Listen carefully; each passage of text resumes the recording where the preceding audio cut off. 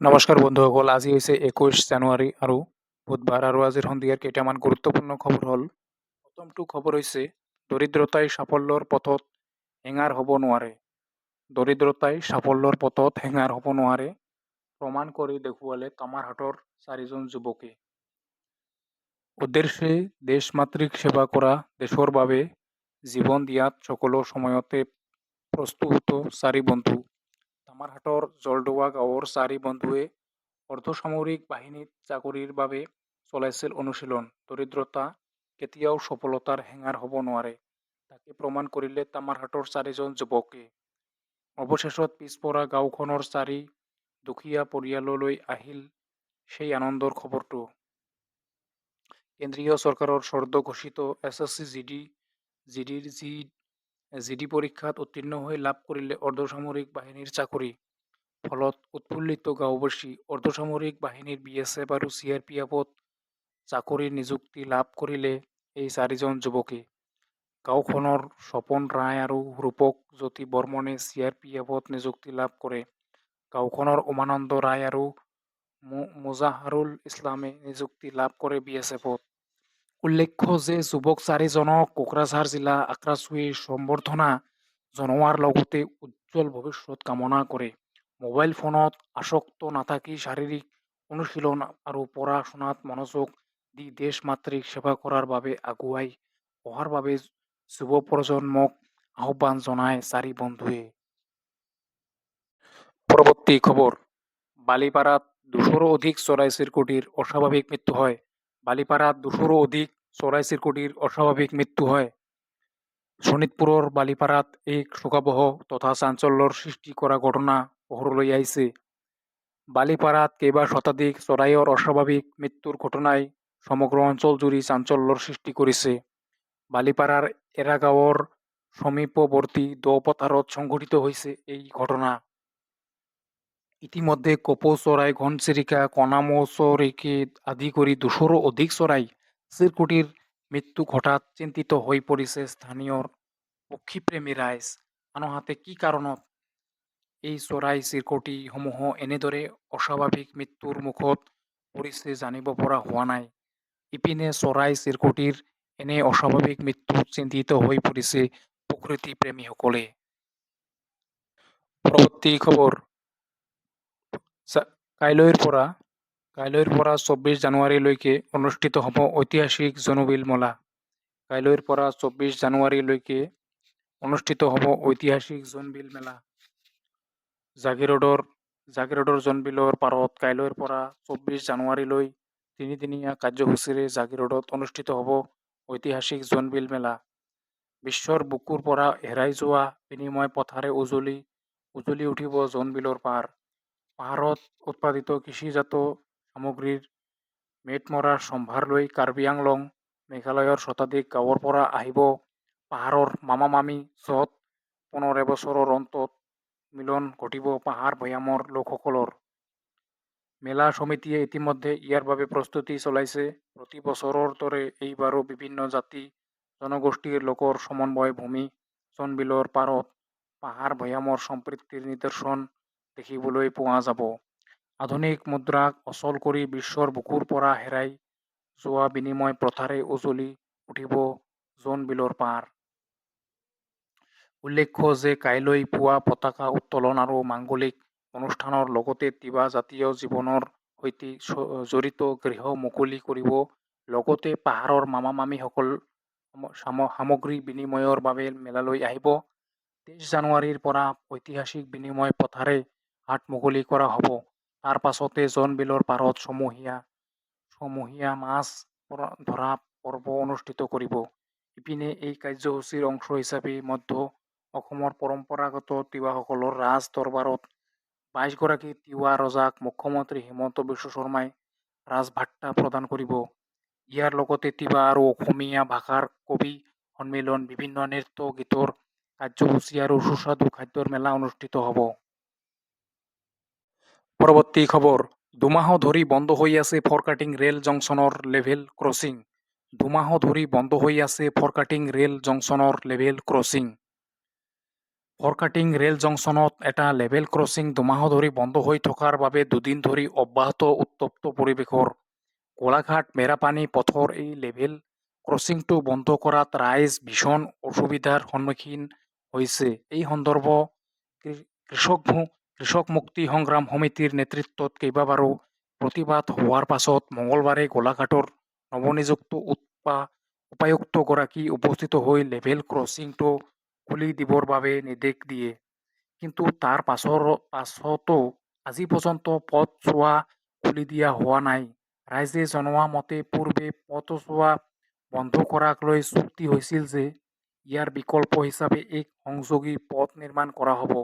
কিন্তু railway engineering বিভাগে লক কলনীৰ এটা পুৰণা পথ মেৰামতি কৰি সম্পূৰ্ণ পথটো নিৰ্মাণ কৰিলে বুলি ৰাইজক জনোৱাত ৰাইজে ৰেল বিভাগৰ ইঞ্জিনিয়াৰৰ মিথ্যাচাৰ উদঙাই দিয়ে। এই সমগ্ৰ বিষয়টোৰ বাবে ফৰকাটিঙৰ ৰেল বিভাগৰ ইঞ্জিনিয়াৰ গৰাকী দুৰ্নীতি লিপ্ত হোৱাৰ অভিযোগ উত্থাপন হৈছে। ইফালে গেটখন যদি খুলি দিয়া নহয় তেন্তে কিছুদিনৰ পাছত ফৰকাটিঙৰ শিঙিজান পথাৰত অনুষ্ঠিত হ'ব লগা উৰ্ধমিতা আঁচনিৰ সভালৈ মুখ্যমন্ত্ৰী আহিলে তীব্ৰ প্ৰতিবাদৰ সন্মুখীন হ'ব লাগিব বুলি হুংকাৰ দিয়ে। পৰৱৰ্তী খবৰ, চৰকাৰী কাম বাদ দি কেবিনেট মহিলাৰ সৈতে অপকৰ্ম IPS বিষয়াৰ। চৰকাৰী কাম বাদ দি কেবিনেট মহিলাৰ সৈতে অপকৰ্ম IPS বিষয়াৰ। ভাইৰেল হয় এখন ভিডিঅ'। কেন্দ্ৰীয় লোকসেৱা আয়োগৰ অসামৰিক সেৱা পৰীক্ষাত উত্তীৰ্ণ হোৱাটো সহজ নহয়। কিন্তু IAS বা IPS হোৱাৰ পিছত বহু বিষয়া প্ৰায়ে বিতৰ্কৰ মাজত সোমাই পৰে। শেহতীয়াকৈ কৰ্ণাটক কেডাৰৰ এজন IPS বিষয়াৰ কৰ্মকাণ্ডই দেশৰ সংবাদ মাধ্যমৰ শিৰোনাম দখল কৰিছে। ছচিয়েল মিডিয়াত প্ৰচাৰিত হৈছে কৰ্ণাটকৰ IPSৰ জ্যেষ্ঠ বিষয়া ডক্টৰ কে ৰামচন্দ্ৰ ৰাওৱে নিজৰ অফিচ চেম্বাৰত এগৰাকী মহিলাৰ সৈতে অন্তৰংগ মুহূৰ্তত লিপ্ত হোৱা। 2026 চনৰ জানুৱাৰী মাহত ভাইৰেল হোৱা এখন ভিডিঅ'টোৱে ৰাজ্যজুৰি ৰাজনৈতিক আৰু প্ৰশাসনিক ক্ষেত্ৰখনত তীব্ৰ প্ৰতিক্ৰিয়াৰ সৃষ্টি কৰিছে। ভাইৰেল ভিডিঅ'টোৰ পিছতে কৰ্ণাটক চৰকাৰে তেওঁক নিলম্বন কৰে। পৰৱৰ্তী খবৰ, আকাশভ্ৰমী ভাল পোৱা মানুহজনীয়ে ল'লে অৱসৰ। আকাশভ্ৰমী ভাল পোৱা মানুহজনীয়ে ল'ব অৱসৰ। আকাশত ফুৰি ভাল পোৱা মানুহজনীয়ে অৱসৰ ল'ব। সুনিতা উইলিয়ামছে 2026ৰ শেষৰ ফালে অৱসৰ গ্ৰহণ কৰাৰ কথা ঘোষণা কৰিছে নাছাই।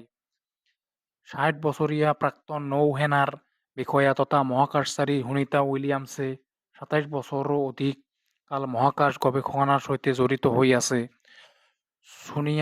সুনিতা উইলিয়ামছে আকাশত সৰ্বাধিক সময় কটোৱাৰ অভিলেখো অৰ্জন কৰিছে।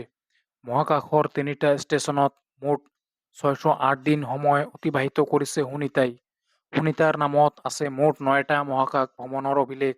অতি শেহতীয়াকৈ কিছু যান্ত্ৰিক বিজুতিৰ বাবে নিৰ্ধাৰিত সময়তকৈও বহুদিন আকাশত আবদ্ধ হৈ থাকিবলগীয়া হৈছিল সুনিতা আৰু তেওঁৰ এগৰাকী সঙ্গী। উল্লেখ কৰা প্ৰয়োজন যে উইলিয়ামছে 1998 চনত আগষ্ট মাহত জনছন মহাকাশ কেন্দ্ৰত মহাকাশচাৰীৰ প্ৰশিক্ষণ আৰম্ভ কৰে। 2006 চনৰ 9 ডিচেম্বৰত অভিযান 14ৰ দলত যোগদান কৰিবলৈ তেওঁক STS-116 স্পেচ শাটল ডিস্কভাৰীৰ যোগেদি আন্তঃৰাষ্ট্ৰীয় মহাকাশ ষ্টেচনলৈ ISS প্ৰেৰণ কৰা হয়। 2007 চনৰ এপ্ৰিল মাহত অভিযাত্ৰী দলৰ ৰাছিয়ান সদস্যসকল অভিযান 15লৈ স্থানান্তৰ হয়। উইলিয়ামছক এক্সপিডিশ্যন 14 আৰু এক্সপিডিশ্যন 15ৰ সদস্য হিচাপে আন্তৰ্জাতিক মহাকাশ কেন্দ্ৰত নিযুক্তি দিয়া হৈছিল। 2012 চনত তেওঁ এক্সপিডিশ্যন 32ত ফ্লাইট ইঞ্জিনিয়াৰ আৰু তাৰ পিছত এক্সপিডিশ্যন 33ত কামাণ্ডাৰ হিচাপে কাৰ্যনিৰ্বাহ কৰে। পৰৱৰ্তী খবৰ, আমেৰিকাৰ টাৰ্গেটত ডেনমাৰ্ক। আমেৰিকাৰ টাৰ্গেটত ডেনমাৰ্ক, যিকোনো মুহূৰ্তত কৰিব পাৰে আক্ৰমণ।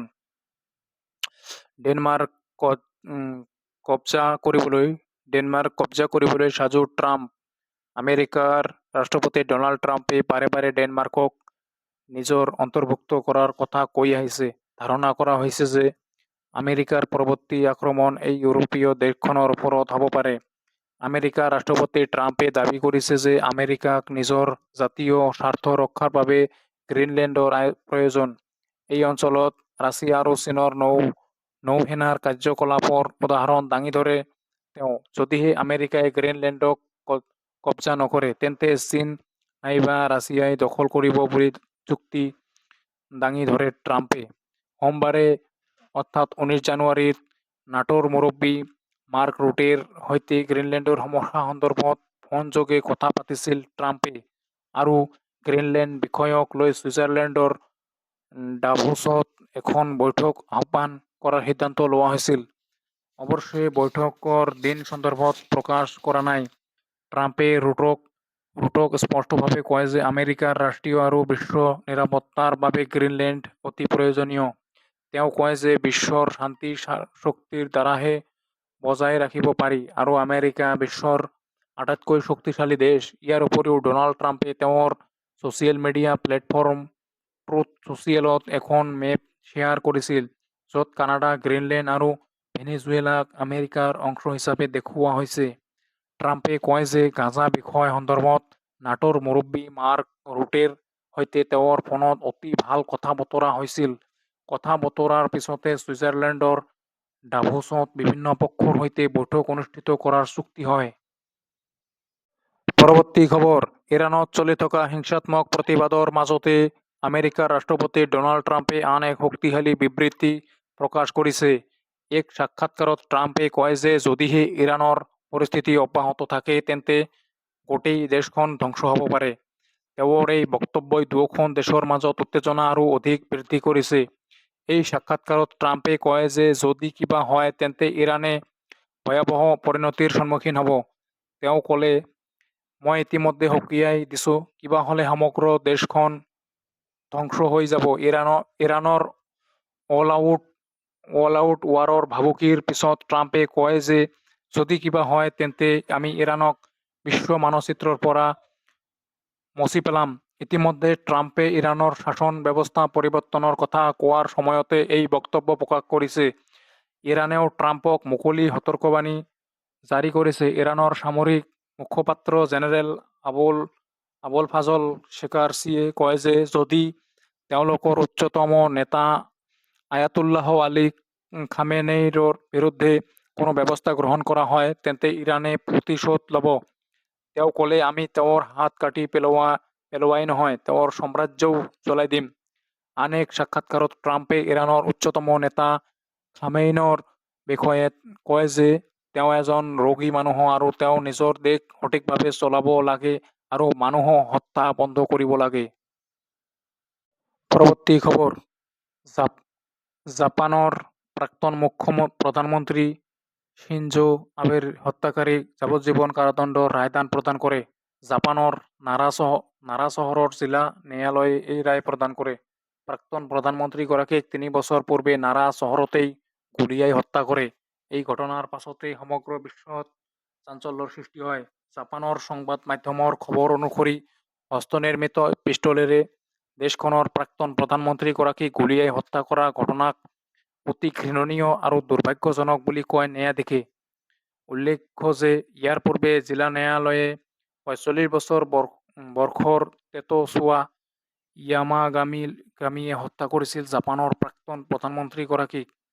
দেশখনত সৰ্বাধিক সময়ৰ বাবে সেৱা আগবঢ়োৱা নেতা আছিল শিনজো আবে। 2022 চনৰ 8 জুলাইত নাৰাৰ ৰেল ষ্টেচনৰ বাহিৰত এক সভাত ভাষণ দি থকা সময়ত য়ামাগামিয়ে হত্যা কৰিছিল আবেক। মঞ্চত ভাষণ দি থকা সময়ত আবেক গুলীয়াইছিল হত্যাকাৰী য়ামাগামিয়ে।